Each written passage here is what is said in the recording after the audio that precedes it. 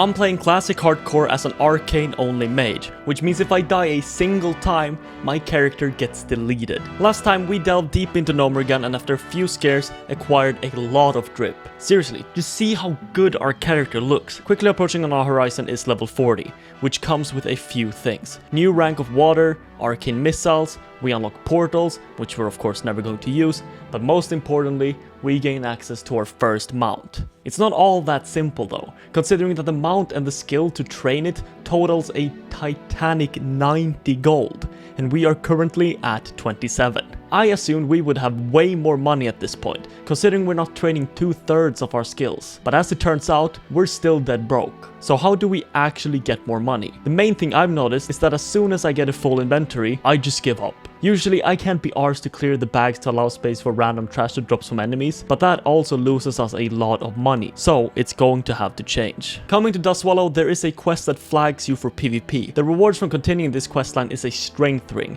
which is a relief because flagging for PvP is truly a thing I want to avoid at all costs. No amount of potions or engineering items will save us from a level 60 rogue in stealth waiting to ambush. But after half an hour of traveling, we arrived in the Shimmering Flats, where I instantly pulled too many mobs, one of which apparently stuns, forcing me to pop down a dummy. You'd think by now I would know not to instantly blast multiple foes at once before knowing what abilities they have, but hopefully this is something I will keep in mind going forward.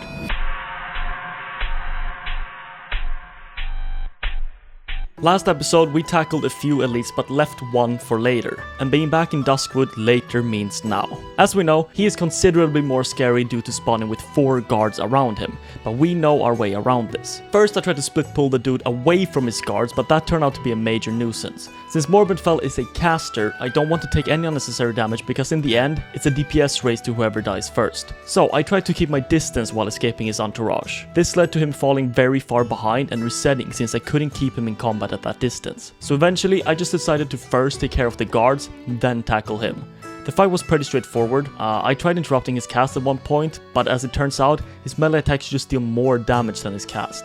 So that was a small blunder. But with Morbent dead, it was off to Stranglethorn. Okay, but as you all know, I'm an up-and-coming YouTube channel focusing on gaming content. And you know what that means. That's right, Raid Shadow Legends. As an artist myself, I'm in love with the game's unique character designs, incredible art and detailed graphics. In fact, there are over 700 different champions for you to collect. And if you're just starting out, I'd for sure recommend picking a lane. Speaking of designs, one of the toughest bosses in Raid is Hydra, a clan boss with 6 different heads, like the head of Blight, which poisons you, leeches you, and protects itself with a poison cloud. But as with any strength, there is a weakness, and this head hates fire. Any good team requires a tank, and the Hydra has that in the form of the Head of Suffering, which with an ability called Pain Link reflects some of the damage back to your own champions. Of course, with the tank comes a damage dealer, this time called the Head of Wrath, which if you hit it 15 times, it triples its attack power. Then there's the Head of Torment, which applies true fear on your guys. The Head of Decay makes your team's healing lower their HP, and lastly the Head of Mischief, which steals your buffs, giving them to the other heads. If this sounds exciting to you, whether you're already at the end game or just starting out, Hydra Clash is a new clan-based competition, where with the help of your clan you face off against 4 other clans to see who can beat the Hydra the hardest. Use my link in the description or scan my QR to get right into the action with insane bonuses like the epic champion Talia. Come on, what are you waiting for? Go! Once you're in and have finished the tutorial, come find me under the name Jampanos and join me in crushing your enemies. Thank you to Raid for sponsoring this video. Stranglethorn is a place we are going to visit many times in our journey, this being the second. In general, this is a good thing, because our old and trustworthy friend, the tree, absolutely litters this place from top to bottom, and that is a fact we really made sure to abuse. Even managed to showcase another brilliant use of Palm Polymorph, which is interrupting spells. Of course, it doesn't put it on cooldown like a traditional interrupt, so the enemy just casts it straight away after anyways,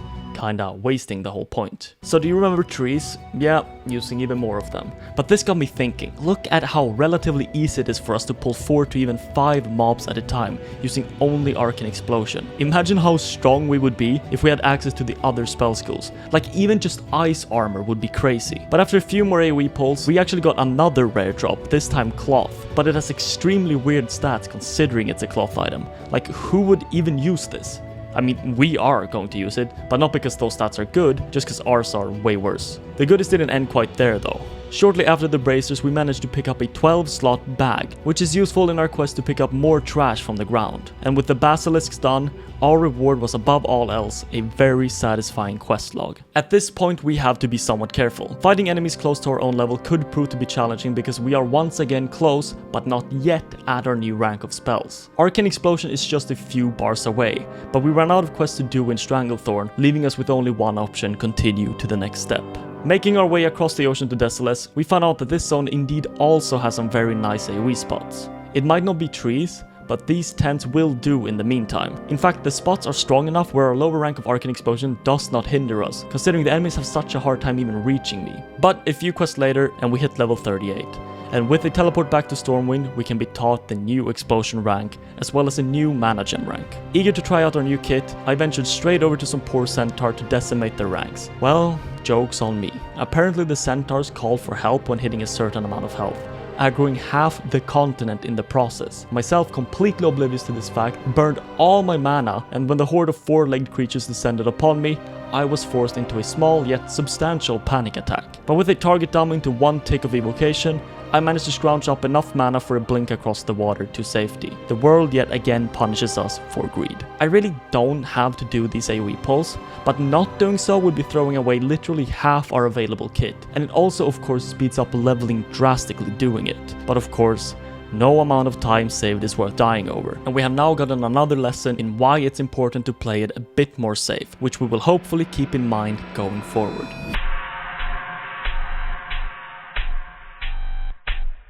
What's really cute is that there's always a bunch of horde players running up trying to talk to me, presumably throwing insults related to my height. Luckily, these ill-mannered fools have not quite figured out what a language barrier is yet, so currently I am free from their aberration. In an effort to play more safely after the recent scares, I made sure to get lost staring at the stream on my second monitor. Once again, almost ending up dead. I feel like one day this is surely going to bite me in the ass. We are now at the roadblock in our journey where single target damage is extremely underwhelming. It's so bad in fact that using Arcane Explosion is probably just higher DPS than trying to channel Arcane Missiles. As such, some of these levels are going very slow. It might just be Desolace, but after 2 hours of playing, I was only halfway towards 39. I mean, this would surely speed up once we hit 40, but what doesn't help is that there is actually a crazy amount of people online right now. There's over 100 in my guild alone. At least it's a two-sided coin. On one hand, leveling is slower, on the other, it increases my audience for these videos. Why is it that small creatures such as goblins are always fascinated with larger creatures? Small? Look who's talking. When it comes to stats, I have generally favored stamina over intellect. When at full mana, enemies are almost certain to die, which means capping out my maximum mana wasn't all too important, and just being safe with more health was the better and comfortable play. But since Mana Shield essentially lets us convert mana straight to health, and the fact that enemies are very close to not dying at the end of our AoE pulls, intellect has gotten a bit more of a pull. The worst case scenario we can possibly be in is running while multiple enemies are still alive. So trading some stamina for a lot of intellect on a few of these upgrades is a worthwhile transaction, and hopefully means we won't end up in a scenario like that. But all the stamina loss was quickly remedied by acquiring our first ever necklace, giving back some of that precious health. After what felt like ages, we managed to clean up most of what's left of Desolace and return to the lush wilds of Stranglethorn, where we once again can greet our good friend, the tree. This was not going to be the leisurely trip I had hoped it to be though. First, we had to venture dangerously close to some very big boy elite ogres with a ridiculous aggro range. But they're not immune to sheep. Look at this. So it posed no issues. So far we have learned to consider abilities and spells of enemies that we have not yet fought, and to be careful with our resources, leaving plenty of room for us to use emergency items if necessary. So secondly, with the lessons of the past in mind, I completely disregarded them and made a bit of a too ambitious pull. I originally just wanted a piece of this warrior, but he dragged some friends with him. I walked in to bring the axe throw into melee range so I could kite, then ran away until one of them reset. This is where I made the first mistake. I accidentally ran into a second shaman, and instead of just getting out of there, I stayed to finish off the warrior. Eventually I got a mana tick which gave me enough for a blink away, but this really showcased the amount of wrong decisions I decided to make. To greed killing the warrior when overpulling, to burn all my mana including gem when it's not even enough to kill my enemies, and to run in without evocation up. But it's fine. In the end we survived and learned a few lessons, which we will hopefully keep in mind going forward. Still, the danger had anything but passed. Next up, we were entering what I like to call a cave on crack. This lovely troll establishment has multiple levels of walls, and instead of being surrounded in the front and your rear, enemies now occupy 360 degrees of your neighboring areas, with patrols at nearly every point as icing on the cake. All in all, this means we have to be extremely careful when navigating the place. This looks impossible. Like, there are so many fucking trolls here, like in packs of 3? Oh? Always be aware of incoming patrols, and deal with them before proceeding. Always be ready for respawns behind you, and always have enough resources to deal with the enemies in front of you. Initially it went pretty smooth. I took my time clearing out everything in front of me, leaving me ample room to maneuver. But this grace period quickly subsided when, to my extreme dismay, enemies had already started to respawn behind me. This forced me to do some extreme parkour shenanigans to handle a pull of 2 enemies. Oh, this is so scary, bro. I'm shaking. But eventually, we made it to our quest, and now it was time to clear the way back. The only real thing we are scared of here are of course respawns. But again, as long as we keep our resources in check, anything that jumps on us can be dealt with a swift polymorph into finishing them off one by one with Arcane missiles, which is exactly what happened. With this momentous quest out of the way, I was on a bit of a high. Having expertly navigated such a terrifying obstacle while not even being close to dying a single time, gave me a much needed confidence boost going into the rest of the session, knowing that the biggest danger had probably passed. But with this trip to Stranglethorn finished up and another beautiful quest log secured, we once again bid a brief farewell to this lovely zone and ventured into the Swamp of Sorrows. This is a place demanding slight caution. It's mostly a horde populated zone with no alliance hubs in the area, meaning that horde guard patrols can be found by the roads. Yet there are still a few quests here for us, killing some green dragons, culling the local wildlife and dealing with some very weird looking Draenei. This was actually the original plan for how Draenei should look, but they changed it in TBC because it was too ugly for a playable race. Luckily, their standards dropped quite a bit and eventually we got Mechanomes. Anyways, a mob around here called Noboru drops a quest item in the form of a mace. So I dealt with him swiftly. I just misplayed a bit by blinking in, wasting a bunch of mana. So I popped both my mana gem and potion to deal with it. But it wasn't a big deal. Having those 2 things on cooldown puts us in a spot where our 2 major lifesavers, health potion and target dummy, are unavailable for the coming 2 minutes. Which is fine, really. That is not a very long time to wait. So as long as we don't go for a ridiculous AoE pull at this specific point in time, we should be in no danger. So I went for a small innocent 3 enemy pull, which promptly turned into a 4 enemy pull with an unaccounted Jaguar. And the same Jaguar went ahead and dazed me, allowing for the rest of the enemies to catch up. Right at this moment, we are in a bit more of a pickle than I realized.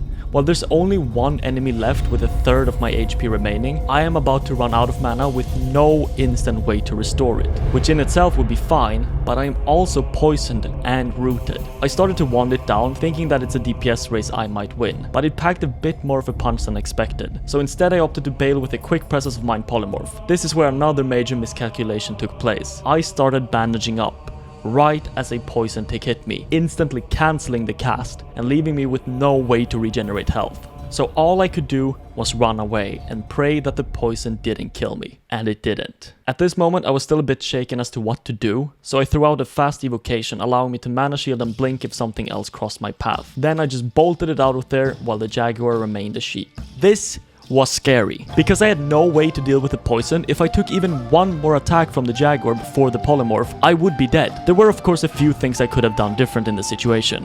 One major one I noticed now is popping mana shield and using evocation to fully regen my mana, letting me completely negate the Jaguar damage with the shield, as well as using my engineering grenades to briefly stun the 4 enemies on top of me. But in the moment, in what's essentially a life or death situation, it can be hard to make the right decisions, especially considering that AoE pulls are basically always a race to the death, just with us coming out on top. So it's hard to realize that shit is scary until it's a bit too late. Completely mortified from having my life flash before my eyes, I shakingly continued leveling until eventually I hit 40. Now, I have kept one secret from you. Yes, level 40 means a new rank of Arcane missiles, it does mean we can now buy a mount, but all of this pales in comparison to us unlocking our capstone talent in the Arcane tree, Arcane Power. This shit is crazy. For 15 seconds, we increased the damage we deal by 30%. But also the mana cost of spells by 30%. You might think, hey, that means that the end result is the same amount of damage for the same amount of mana. While technically true, that's how every rank upgrade works as well.